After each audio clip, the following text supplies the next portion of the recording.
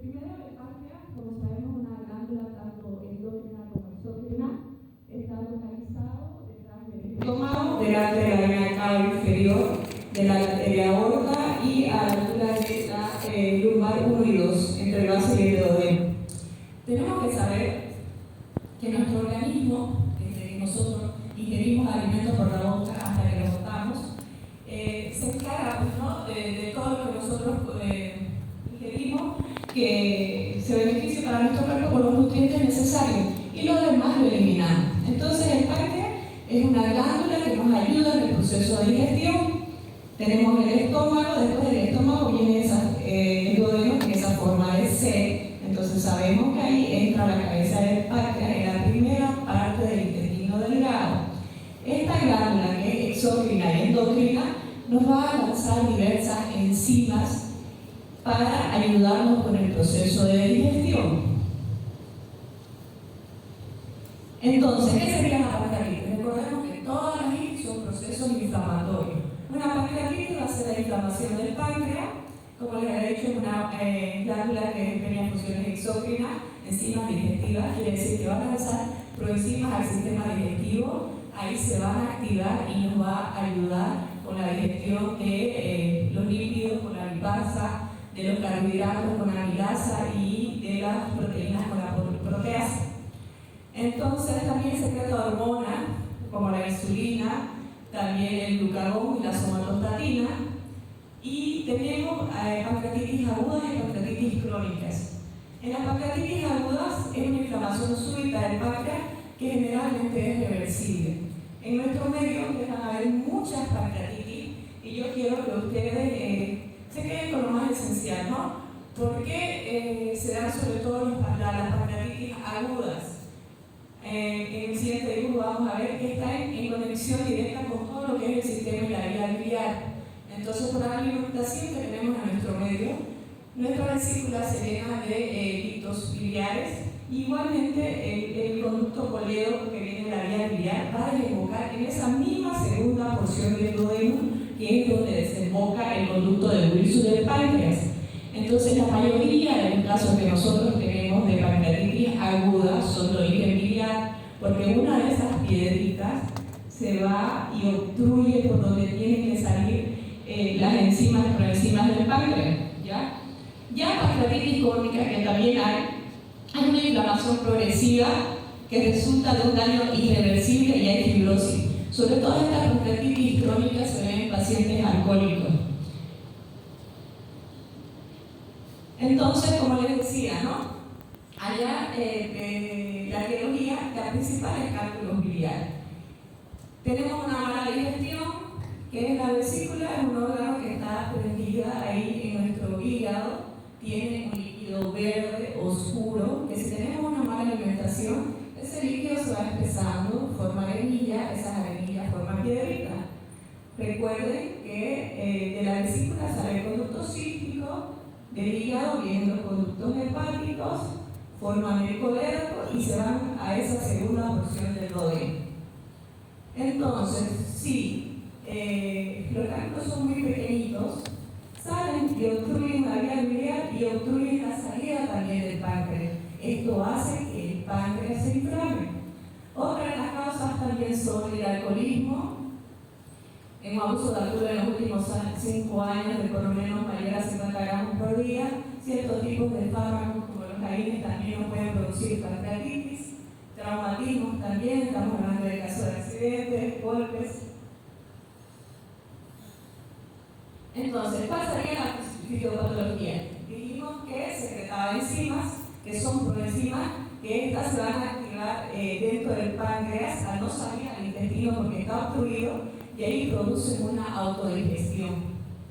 Entre los mecanismos fisiológicos más comunes tenemos la activación intracelular de estas enzimas, como la tripsina, y provoca un daño en el tejido pancreático. Hay también liberación de mediadores inflamatorios. Esta autodigestión genera una respuesta inflamatoria masiva. Hay un compromiso microvascular.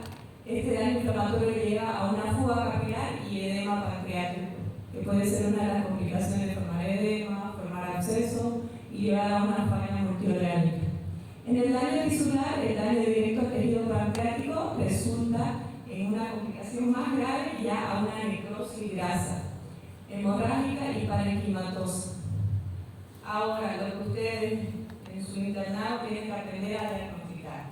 Primero, ven cómo llega su paciente, ¿no? Su motivo de consulta. En una pancreatitis, el paciente tiene un dolor abdominal arriba, en el cinturón, intenso. El paciente no le calma con nada. ¿Por qué? Porque el paciente en casa tiene un ibuprofeno, un paracetamol, va a la farmacia, toma y no le calma el dolor.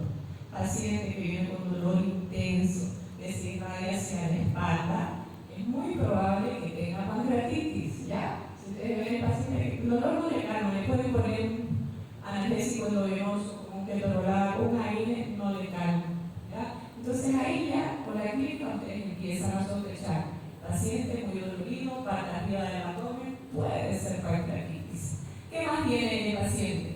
Náuseas y vómitos. Entonces el paciente va a referir que está vomitando, que tiene ganas de vomitar, puede tener distensión abdominal y esto es acompañado por un hilo paralítico. Entonces el páncreas hace que nuestro sistema digestivo entre un hilo, o sea que no se mueva. Si no tenemos el peristaltismo, para que baje todo lo que producimos, enzimas pancreáticas, jugo gástrico, entonces se acumulan. Por eso es que hay los vómitos. La pancreatitis produce un hilo paralítico que va a hacer que el paciente tenga el estómago lleno. Si eso no baja, tiene que salir por arriba. Entonces el paciente vomita. Y este hilo nosotros lo ocultamos, abdomen siempre, y van a ver, no vamos a escuchar nada. Vamos a ver, tener una ausencia de ruido intestinal.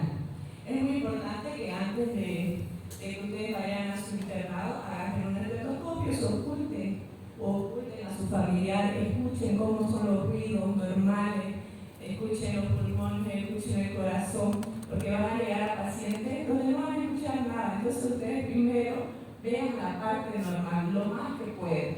Escuchen abdomen a ver cómo está, ruidos, cuáles son los ruidos normales, cómo se escuchan los míos, estoy bien, o un paciente que de repente, algo familiar que dice que está con una gastroenteritis, está con deposiciones líquidas, van a escuchar ese volumen, o sea, aumentado, para que ustedes aprendan a diferenciar. Digamos, ya. También el paciente puede presentar fiebre, no todos los pacientes presentan fiebre, pero la mayoría de los procesos inflamatorios nos dan fiebre que puede ser de moderada a alta en caso de pancreatitis más complicada. Si el paciente se complica y está empezando a entrar en un shock o una falla multiorgánica, pueden haber taquicardia, hipotensión, tienen que saber valores normales para atender a pacientes enfermos, como vamos a hacer si está normal. Tengo que saber cuánto es lo normal de una frecuencia cardíaca. Taquicardia, ¿cuánto va a ser frecuencia cardíaca? ¿Qué va a decir? Hipotensión igual, saber los valores normales. Si estuviera el paciente taquicárdico hipotenso, nos indica deshidratación y un compromiso sistémico severo.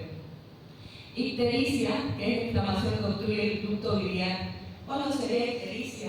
Cuando tenemos estos calculitos en la vía biliar, si llegan esos cálculos se va a obstruir, entonces todo lo que tenía que bajar del hígado no baja. Entre ellos, la especial que no baja es la bilirrubina. Si esa bilirrubina no se elimina porque está obstruido, se va a acumular en el cuerpo. Entonces el paciente se pone amarillo, se pone ictérico, ¿ya? Si yo veo un paciente que está amarillo, puede ser o hepatitis o que tiene una obstrucción en la vía biliar, porque el cuerpo está acumulando lo que no puede eliminar por la obstrucción, ¿ya? Ya en casos más complicados, tenemos los signos de Gray-Turner, que es una equimosis en los flancos, y el de Cullen, que es el dibujito que estamos viendo abajo, que son equimosis periumbilical. Esto es cuando ya hay una hemorragia retroperitoneal. El diagnóstico clínico, tanto para la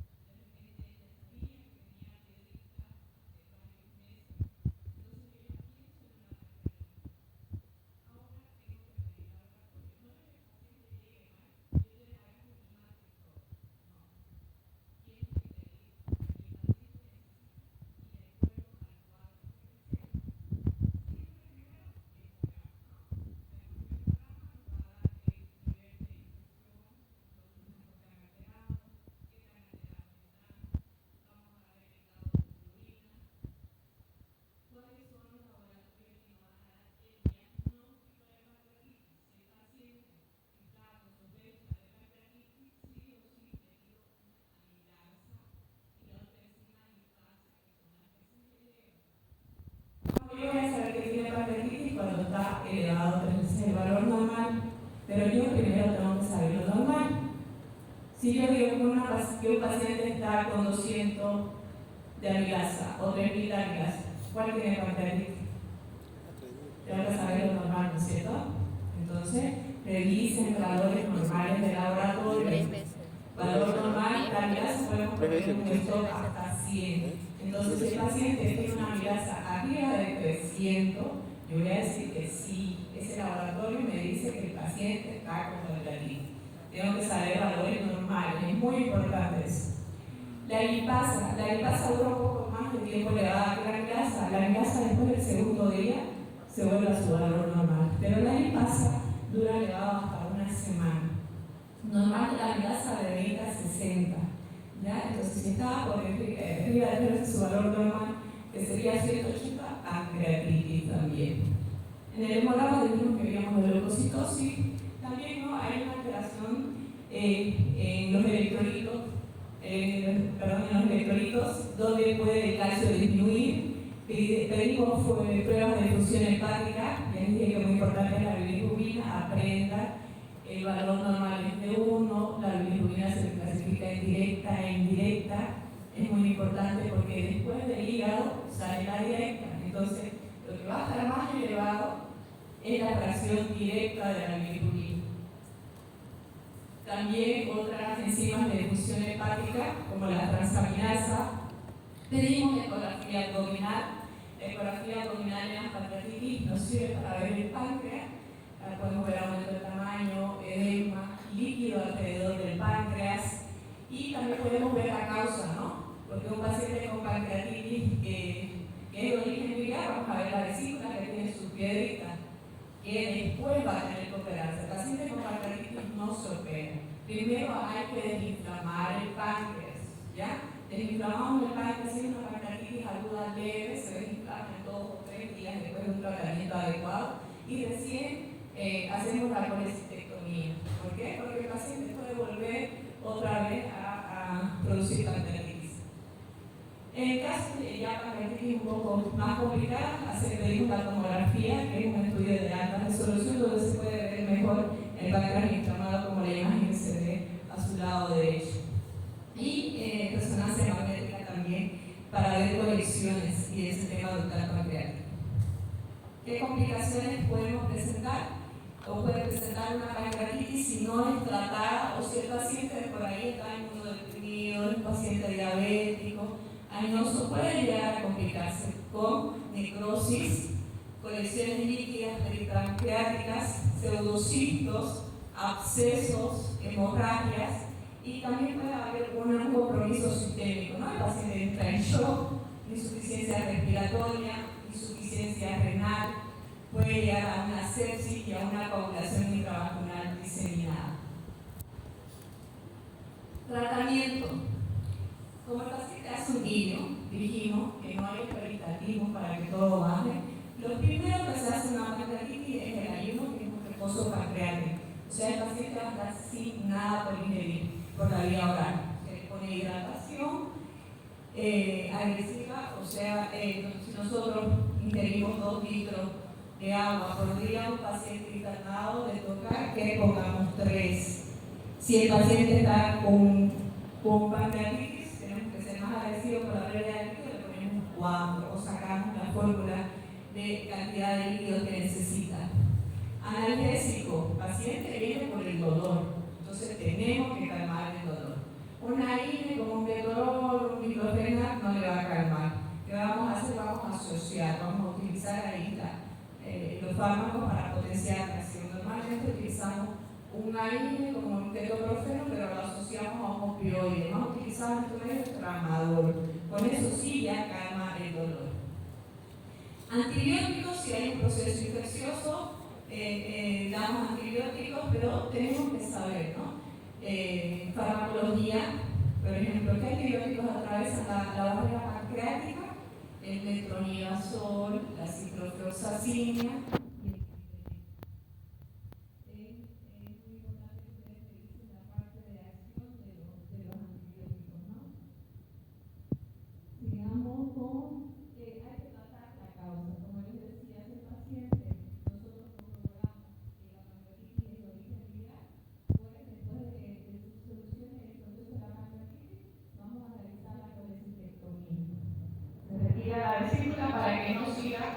formando o produciendo pancreatitis posteriormente.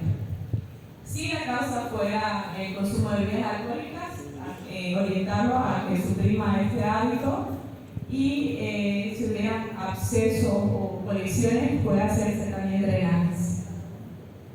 Ese es el tema de la